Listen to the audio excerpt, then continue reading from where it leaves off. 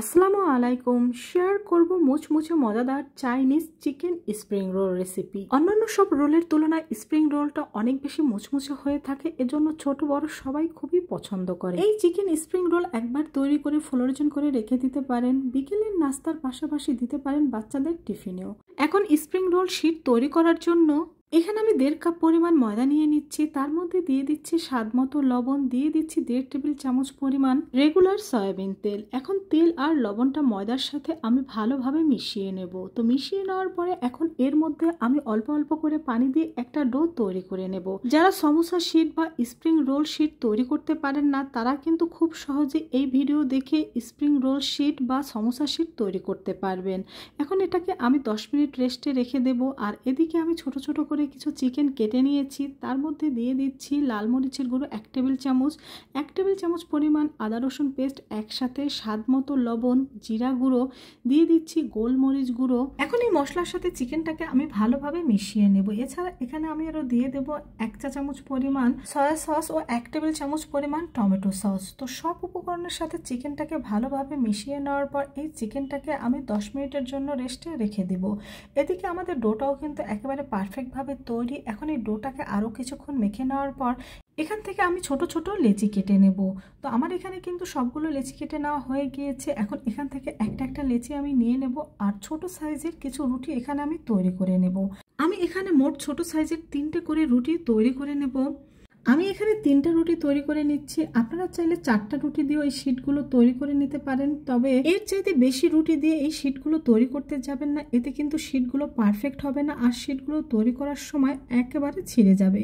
তো এখন এখানে প্রথমে একটা রুটি নিয়ে তার উপর কিছুটা তেল ব্রাশ করে নিচ্ছি। এরপরে এখানে দিয়ে দিচ্ছি আমি ময়দা। এখানে ময়দার পরিবর্তে কর্নফ্লাওয়ারও দিতে পারবেন। তো ময়দাটা দিয়ে দেওয়ার পর এর উপরে আমি আরেকটা রুটি দিয়ে দিচ্ছি। এর উপরে আবার আমি তেল দিয়ে তেলটা ভালোভাবে ব্রাশ করে নেওয়ার পর আবার এখানে ময়দাটা দিয়ে দিচ্ছি। এখন এর উপরে যে বাকি আরেকটা রুটি রয়েছে সেটাও আমরা দিয়ে দেব। তো এটা দিয়ে দেওয়ার পর এখন এখানে সামান্য কিছুটা ময়দা ছিটিয়ে আমি এই 3টে রুটি একসাথে বেলে নেব। আর এই রুটিগুলো কিন্তু অনেকটা বড় সাইজের হবে। আমি যখনই স্প্রিং রোল শীট বা সমোসা শীট তৈরি করি এরকম 3টে রুটি একসাথে করে তৈরি করি, কারণ এর চাইতে বেশি দিলে যখন এটাকে আমরা ছেঁকে নেব, রুটিগুলো একটার থেকে একটা ছাড়িয়ে নিতে যাব, তখন কিন্তু এগুলো ছিঁড়ে যাবে। তো রুটিটা তৈরি করে নেওয়ার পর এখন এটাকে আমরা ছেঁকে নেব। তবে এটাকে কিন্তু অতিরিক্ত ছেঁকে নেওয়া যাবে না। এই যে রুটির কালারটা দেখবেন কিছুক্ষণ পরে চেঞ্জ হয়ে গিয়েছে, তখনই বুঝবেন যে রুটির একটা সাইড হয়ে গিয়েছে। তো একটা সাইড হয়ে গেলে আমরা এটাকে উল্টে দেব। উল্টে দেওয়ার পর আমরা 30 সেকেন্ডের মতো অপেক্ষা করব। এরপরে এটাকে আমরা চুলা থেকে নামিয়ে নিচ্ছি। আর চুলা থেকে নামিয়ে নেওয়ার পর এটা গরম থাকা অবস্থায় কিন্তু এইভাবে করে ছাড়িয়ে নিতে হবে।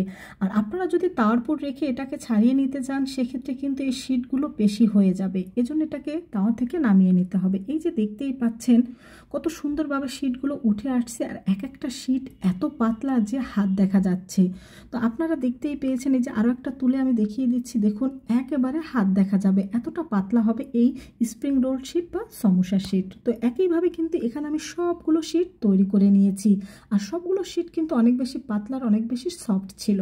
তো শীটগুলোকে একটা সাইড করে রেখে চুলায় একটি প্যান বসিয়ে তার মধ্যে তেল দিয়ে দিচ্ছি পেঁয়াজ কুচি আর কাঁচামরিচ কুচি। এখন এই কাঁচামরিচ কুচি আর পেঁয়াজ কুচিটাকে আমি হালকাভাবে ভেজে নেওয়ার পর দিয়ে দিচ্ছি এখানে গাজর কুচি আর দিয়ে দিচ্ছি সেই ম্যারিনেশন করা চিকেন। এখন এই চিকেনটাকেও কিন্তু আমি 3-4 মিনিট ভালোভাবে কষিয়ে নেব। আর 3-4 মিনিট কষিয়ে নেওয়ার পরে এর মধ্যে আমি দিয়ে দেব 1 কাপ পরিমাণ পানি। এখানে যেহেতু হাড্ডি ছাড়া চিকেন, এটা কিন্তু সিদ্ধ হতে তেমন বেশি সময় লাগবে না। আর বন্ধুরা, এখানে কিন্তু আমি শুধু গাজর কুচিটা ব্যবহার করেছি, তোমরা চাইলে কিন্তু এখানে আরও অন্যান্য বিভিন্ন ধরনের সবজিও ব্যবহার করতে পারো। তো এর মধ্যে আমার এই চিকেনটা কিন্তু হয়ে গিয়েছে। এখন চুলা থেকে এটাকে নামিয়ে ঠান্ডা করে নেব। তো স্প্রিং রোলে ব্যবহার করার জন্য আমরা একটা আঠা তৈরি করে নেব। এর জন্য এখানে ময়দা নিয়ে নিচ্ছি। ময়দার মধ্যে পানি দিয়ে আমরা এই আঠাটা তৈরি করে নেব। আর এখানে আঠাটা কিন্তু একটু ঘন টাইপের তৈরি করতে হবে। তো আঠাটাকে একটা সাইড করে রেখে দিচ্ছি। তো এখানে আমি একটা স্প্রিং রোলের শীট নিয়ে নিচ্ছি। এখন আমরা যে আঠাটা তৈরি করে রেখেছিলাম, এই স্প্রিং রোলের শীটের চারপাশে ঠিক এইভাবে করে আঠাটা লাগিয়ে দেব। এতে কি হবে, আমরা যখন রোলটা তৈরি করব, রোলটার ভাঁজ কিন্তু কোনো কোনোভাবেই খুলে যাবে না। তো এখানে আমি কিন্তু চিকেনের পুরটা দিয়ে দিচ্ছি। এখানে আপনাদের ইচ্ছে মতো পুরটা আপনারা দিয়ে দিতে পারেন। তো আমি কিভাবে করে ভাঁজ দিয়ে এই রোলটা তৈরি করে নিচ্ছি তোমরা নিশ্চয়ই দেখতে পাচ্ছ। আর এইভাবে করে কিন্তু তোমরা রোলটা তৈরি করে নিতে পারো। আর এই ভাঁজটা একবার দেখেই কিন্তু তোমরা খুব সহজেই তৈরি করে নিতে পারবে। এই তো একটা রোল আমার তৈরি করে নেওয়া হয়ে গিয়েছে। আর একইভাবে কিন্তু আমি এখানে সবগুলো স্প্রিং রোল তৈরি করে নিয়েছি। আমার এখানে মোট 12টা স্প্রিং রোল তৈরি হয়েছিল। তবে এই সব রোলগুলো কিন্তু আমি এখন ভেজে নেব না। এই যে কিছু রোল আমি তুলে নিয়েছি এগুলোকে আমি ফ্রোজেন করে রেখে দেব। আর বাকি 5টা স্প্রিং রোল এখানে আমি ভেজে নেব। তো প্রথমে চুলায় আমি তেল গরম দিয়ে দেওয়ার পর এখানে 3টে রোল একসাথে দিয়ে দিচ্ছি, কারণ একসাথে বেশি দিলে কিন্তু উল্টাতে গিয়ে সমস্যা হবে। এজন্য আমি 3টে স্প্রিং রোল এখানে দিয়ে দিচ্ছি। তো বন্ধুরা দেখতেই পেলে কত সহজভাবে শীট তৈরি করে তোমরা এই চিকেন স্প্রিং রোলটা তৈরি করে নিতে পারো, একেবারে রেস্টুরেন্টের স্বাদ পাবে। তো আমার চিকেন স্প্রিং রোলগুলো কিন্তু ভেজে নেওয়া হয়ে গিয়েছে। আর এই রোলগুলো এতটা মুচমুচে হয় যে খেতে জাস্ট অসাধারণ হয়ে থাকে। তোমরা কিন্তু বাসায় এইভাবে করে ট্রাই করতে পারো। আর স্প্রিং রোল শীট কিভাবে তৈরি করবে সেটাও কিন্তু আমি দেখিয়ে দিয়েছি। আর ভালো লাগলে অবশ্যই বন্ধুদের সাথে শেয়ার করবে আর বাসায় নিজেরাও ট্রাই করবে। আল্লাহ হাফেজ।